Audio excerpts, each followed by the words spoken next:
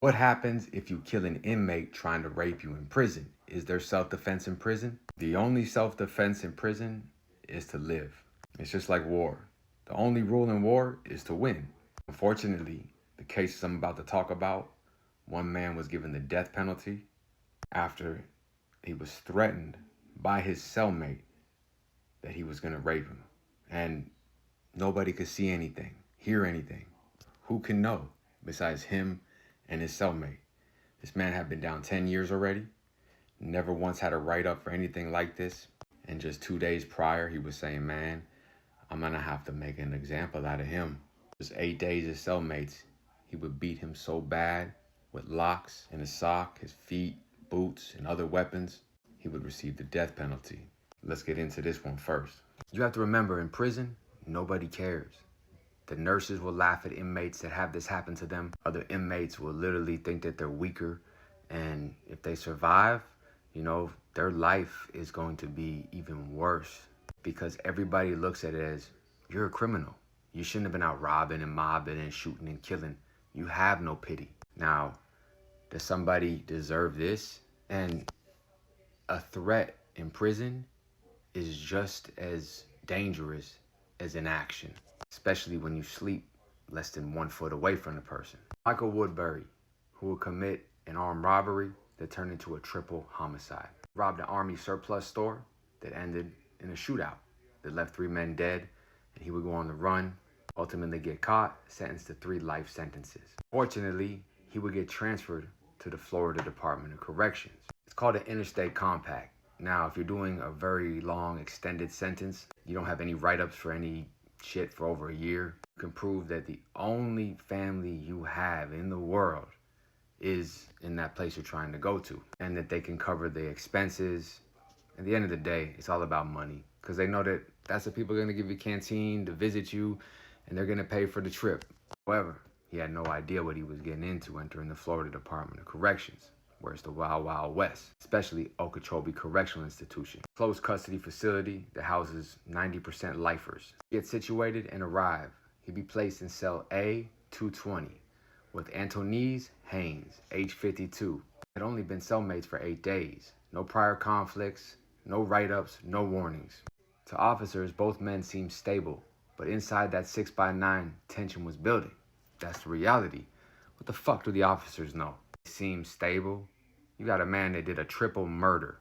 The day of the attack, officers would say the morning began like any other Friday. Count, breakfast, recreation.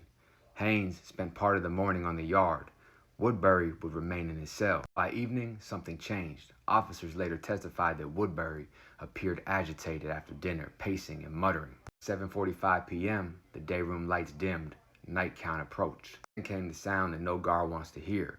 Metal scraping against concrete.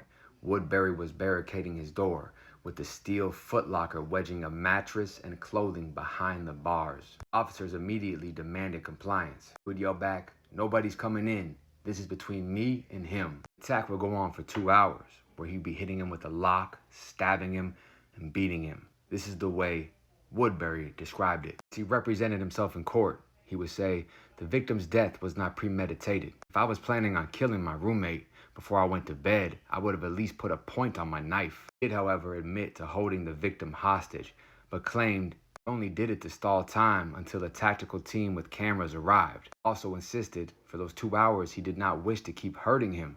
The victim kept sitting up, and every time he sat up, Woodbury would tell the judge, "I refreshed him with the business." The state would say, "First, you're already a convicted murderer, but this is what we believe happened." The state played portions of an interview given shortly after the murder, in which Woodbury made no mention of the victim attempting to sexually assault him, but did describe how he did sharpen a piece of metal, taken a lock from his locker, waited until an inept correctional officer was on duty, put on a laced-up pair of boots, and barricaded his cell door to prevent entry by responding officers. Woodbury testified on his own behalf.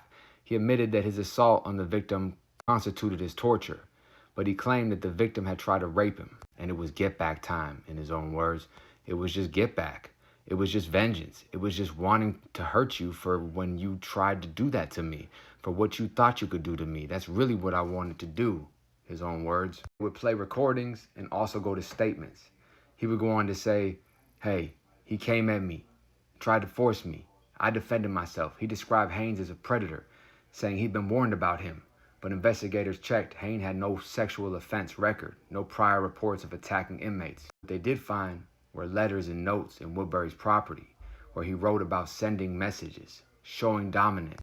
Prosecutors would later argue that the killing was planned, deliberate, and active control, and not self-defense. See, this is where I have a hard time, because unless you've ever been in there, you don't know how it is. And it's a brutal crime scene. It's just like people who carry guns that are living in a bad area. You don't know what it's like when you're around people that want to kill you. But, you know, you'll give me 15 years for carrying a gun. But for somebody to be this mad, this angry, rip him apart, listen to the description of what the officers saw in the cell. Immediately, the Okeechobee warden placed the entire wing on lockdown. Guards who worked that shift later described it as one of the worst scenes of their career. Though the forensic pictures were never released to the public, they referred to them as extreme, prolonged suffering. In trial, he never once said he didn't do it, as he explained why he did it. Yet, they voted 12-0 and gave him the death penalty, as he sits on Florida's death row to this day. Woodbury stood silent, no reaction, as the judge read the crime and the sentencing. The court finds the crime to be especially heinous, atrocious, and cruel. The defendant is hereby sentenced to death by lethal injection. Now, if you think that's fucked up, right, you have to understand, because they found letters, him saying, I have to make a statement. I mean, I've seen this happen all the time. Dudes will look for a weak motherfucker. They'll come in the cell. They'll warn him, say, hey, watch out for that dude. You might not be a sex offender on the streets, but you're a sex offender in prison. You're gunning down female officers, male officers. You're raping the weaker inmates. You're a predator. And not only do you feel you have to defend yourself, right? But you have to make such a violent statement that you're willing to throw your life away. The state said he did it because he wanted to get transferred back to New Hampshire as well. That man knew after doing 10 years in the Department of Corrections, I don't think they're gonna give you a transfer back to New Hampshire when you beat a man to death and cave his skull in with a lock. The next dude was openly gay. And being openly gay in prison, dudes will automatically think, hey, you have no rights. There is no such thing as no. They're predators to the highest level. And some of them are high-ranking gang members and feel they can get away with it. And in prison, like I told you, they'll mock them, they'll laugh, they'll say, well, that's what you get. You shouldn't have did your crime. I mean, there's so much hate. The nurses are laughing. What do you do? Because in prison, people are so ignorant to the fact is, yeah, he's an openly homosexual man, but that doesn't mean he needs to be viciously raped. But also there's an underlying situation that goes on in prison. Jose Enriquez, openly homosexual, allegedly once a member of the Maniac Latin Disciples. Look at this. He had 2 years to do. He was put in a situation where now he has 30 years to do.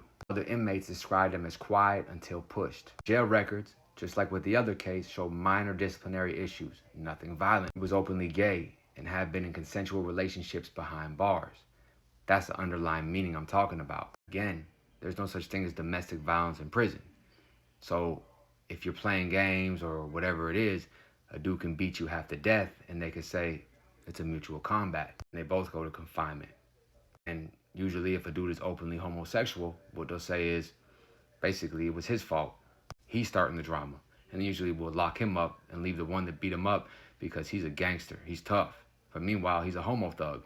Be in the Marion County system, Open Bay.